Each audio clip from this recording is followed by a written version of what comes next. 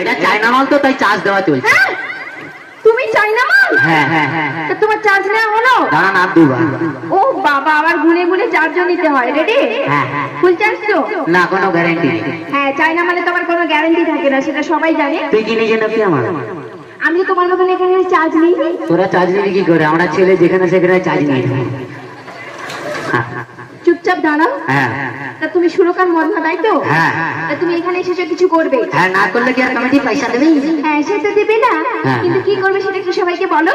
হ্যাঁ, আমি যখন হিসি করি মানে পেচ্ছাপ করি, সেই পেচ্ছাপটা পুরো জলের মতো। এই শোনো, এগুলো কোনো রোগ নয়, এগুলো সব মানুষের হয়। তোর বাবা মাকে প্রণাম করছি, তোর 14 গোষ্ঠীকে প্রণাম করছি, তুই ওষুধ দে।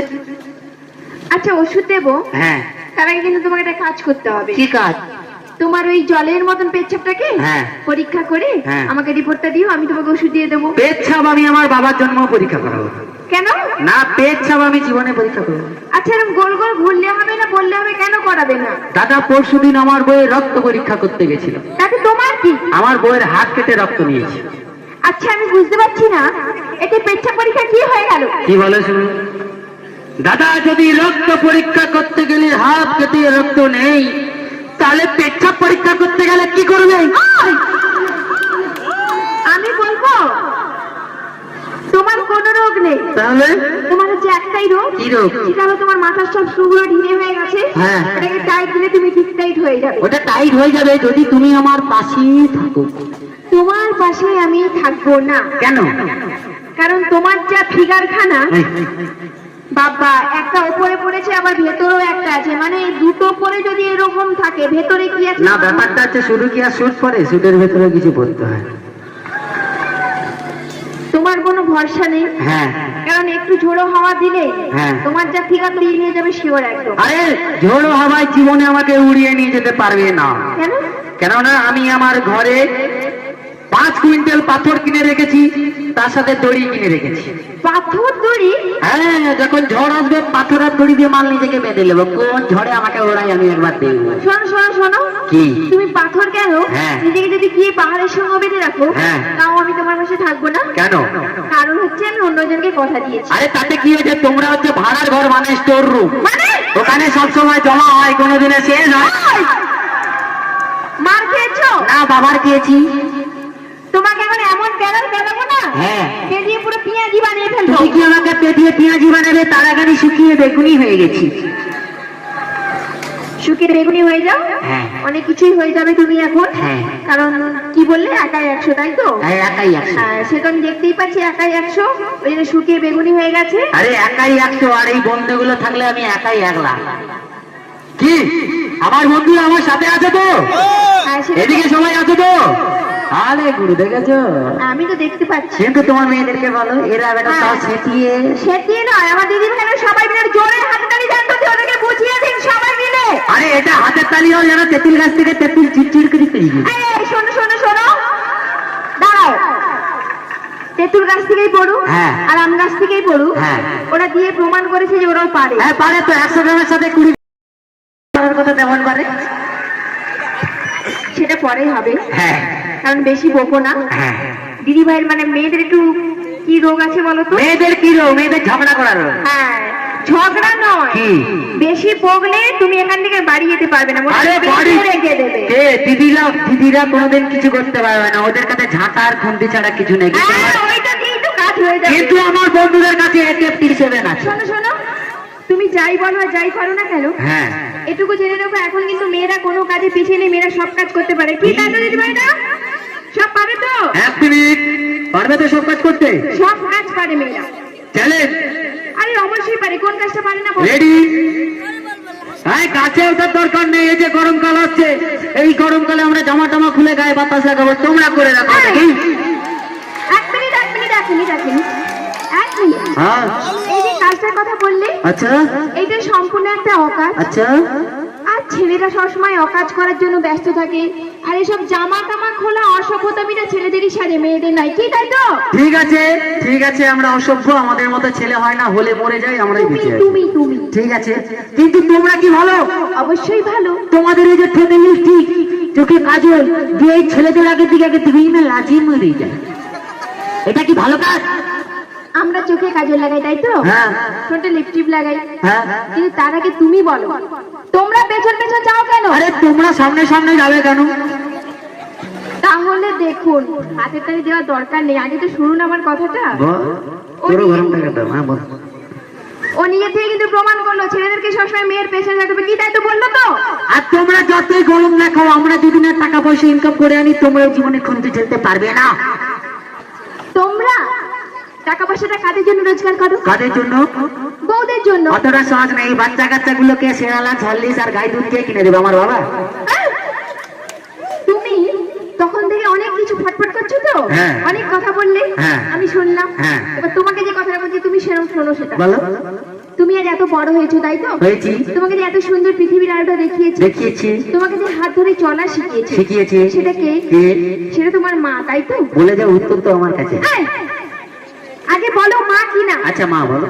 আর সেই মাটা কিন্তু একজন মেয়ে, সেই মেয়েটাকে বলছো কিছু পারে না 100 গ্রামের সঙ্গে 20 গ্রাম, নিজের মাকে বলছি 20 গ্রাম, কেমন ছেলে বাবু? অতটা সহজ নয়। আমার মা বোনকে সম্মান দিই বলে 5 ঘরে আলাদা করে আসন পেতে বসতে দিয়েছি, শুধু সম্মান দিই বলে। কিন্তু তুমি যখন আজকে তর্ক করলে, তোমার তর্কের খাতিরে বলি, তোমার ওই মাটা কোথায় থাকতো যদি আমাদের বাবা না থাকতো? তুমি শোনো, হ্যালো। তোমার যেমন বাবা না থাকলে মা আসতো না, হ্যাঁ। তেমন কিন্তু মা না থাকলে বাবা আসতো না। তাহলে তুমি বলো ডিম আগে না মুরগি আগে? হয়ে গেল। এই যেমন একটা ফালতু তেমন একটা ফালতু প্রশ্ন করো। ফালতু নয়, যদি ডিম আগে না মুরগি আগে তার উত্তর পাওয়া যায়, তবে বাবা আগে না মা আগে তার আচ্ছা উত্তর। মদন, হ্যাঁ।